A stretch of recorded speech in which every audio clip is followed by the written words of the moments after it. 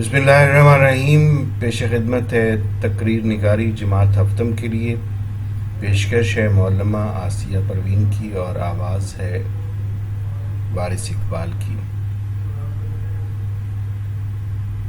آئیے سیکھتے ہیں کہ تقریر لکھتے ہوئے کن باتوں کا خیال رکھنا چاہیے اور تقریر کس طرح سے لکھی جاتی ہے.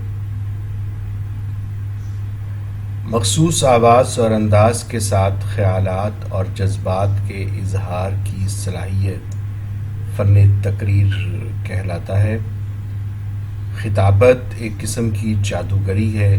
مقرر اپنے دلائل اور الفاظ کی مدد سے سامعین کو مسحور کر لیتا ہے. تو تقریر لکھتے ہوئے اس چیز کا خیال رکھا جائے کہ دلائل اور الفاظ ایسے استعمال کیے جائیں کہ جو سامعین کو مسحور کر لیں. مباحثہ کیا ہے؟ جب تقریر دو مقررین کے درمیان کسی ایک موضوع پر ہو تو اسے مباحثہ کہا جاتا ہے،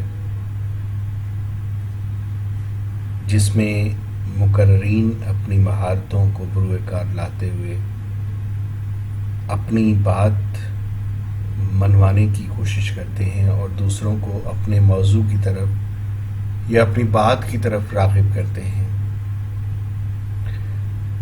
مباحثے میں مقررین دو طرح کے ہوتے ہیں: موضوع کے حق میں دلائل اور موضوع کی مخالفت میں دلائل. یعنی ایک شخص موضوع کے حق میں بات کرتا ہے اور دوسرا موضوع کی مخالفت میں. تو اس لیے لکھتے ہوئے آپ کو یہ فیصلہ کرنا ہے کہ آپ موضوع کے حق میں لکھ رہے ہیں یا موضوع کی مخالفت میں.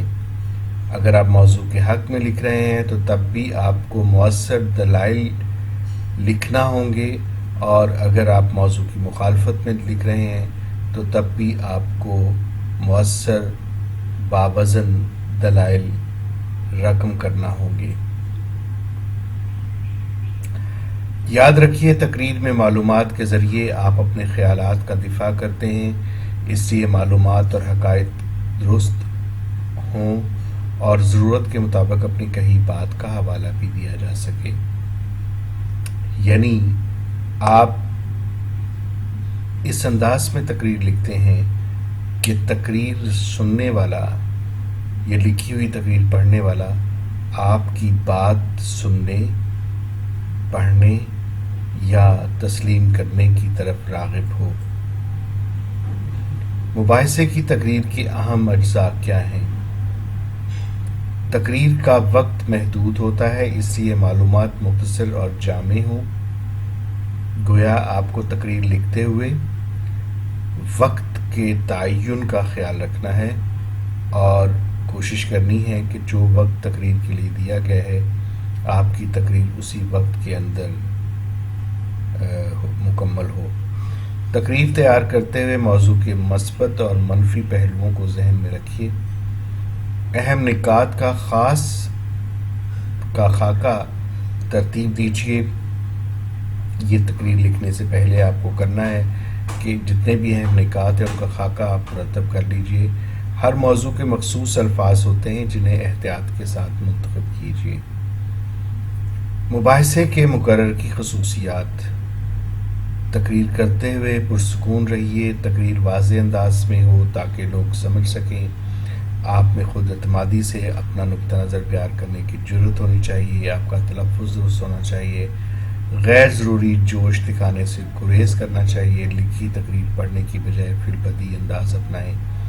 لوگوں کے دل اور جذبات کو چھو لینے والی دلیلوں کا استعمال کیجیے. تو گویا آپ نے تقریر لکھتے ہوئے آپ نے ان سب باتوں کا دھیان رکھنا ہے کہ جب وہ تقریر کی جائے تو اس میں کس طریقے سے آپ خود اعتمادی کا اظہار کریں گے، کس طریقے سے آپ اپنا نقطہ نظر واضح کریں گے. جب تقریر کی جاتی ہے تو یاد رکھیے کہ تقریر میں محاورات، اقوال اور حوالہ جات تقریر کا حسن ہوتے ہیں. اس لیے تقریر لکھتے ہوئے اس میں محاورات، اقوال اور حوالہ جات ڈالیے.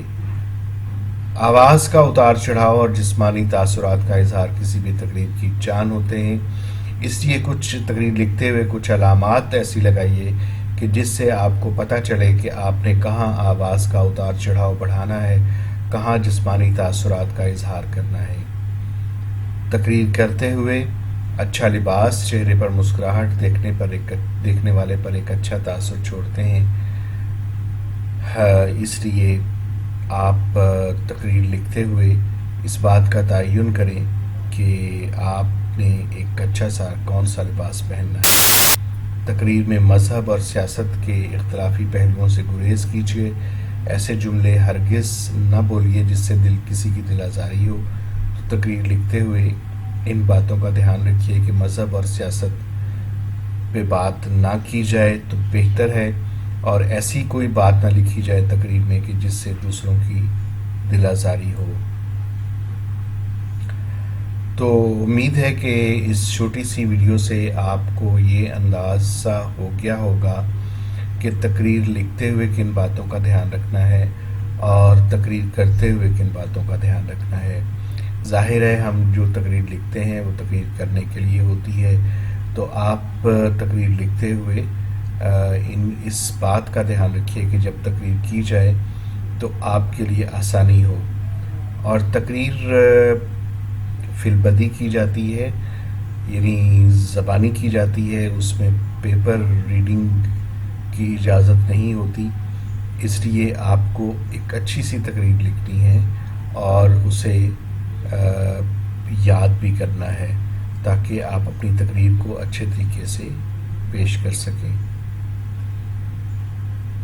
बहुत शुक्रिया आपकी तवज्जो का।